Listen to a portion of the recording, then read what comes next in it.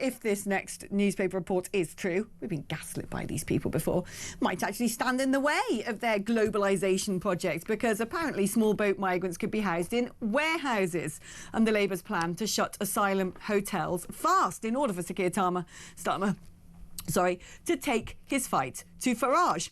I've no idea why this hasn't been the case before.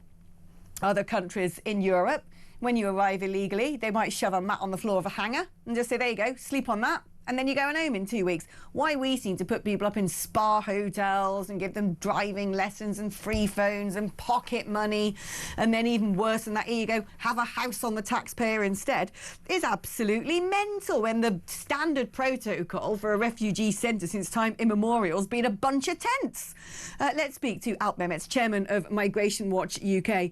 Alp, I mean, I read this and I just think this is such a volte-face. This is such a radical change of direction from the Labour Party, who have gone from hotels to giving these people houses to then go, oh, actually, no, we'll just stick them in a load of warehouses, that I'm not sure I believe what I'm reading. What do you make of this story? I think you're quite right not to believe what you're reading. It isn't going to happen. You know that, I know that, and the government knows that. It's like all the other soundbite, headline-grabbing policies that they've come up with.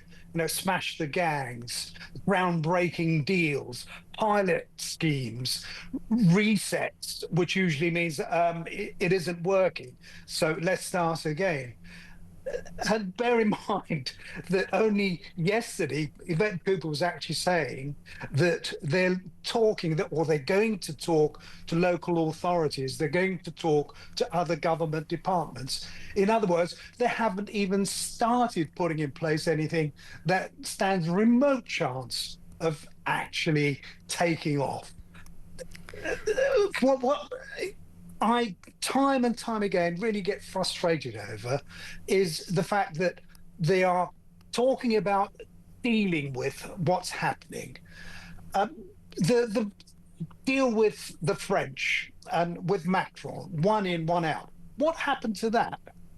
Oh, well, exactly. 3,000 have come in since then. Yeah. Exactly. What has happened to that? And you wonder as well, with all of this, you know, they seem to say one thing and do the other all the time. That's their modus operandi. I can imagine if there's just one person who's about to go to a warehouse and someone else has got a hotel, their mates in the law professions will turn around and go, well, that's not fair. Abdul over there got to stay in the Bell Hotel in Epping while his cousin Mohammed has got a camp bed. That's against international law. And then Starmer will be like, oh, well, that's international law for you, isn't it? Hey-ho. Well, until they think seriously about the law, changing the law, coming out of the ECHR, expanding our detention accommodation, and people arriving here illegally should be detained.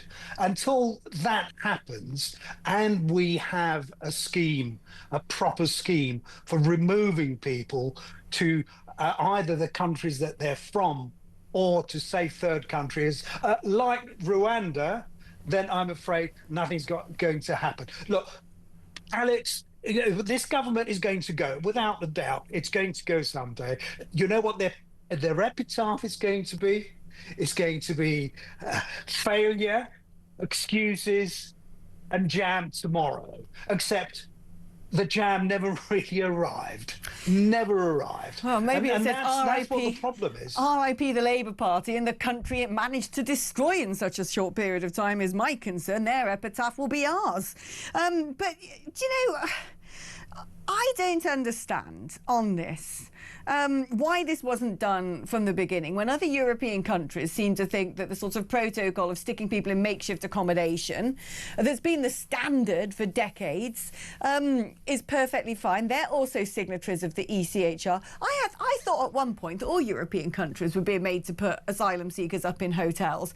But apparently not. We very much stand alone when it comes to this particular weird way of welcoming and accommodating people who have broken into the country.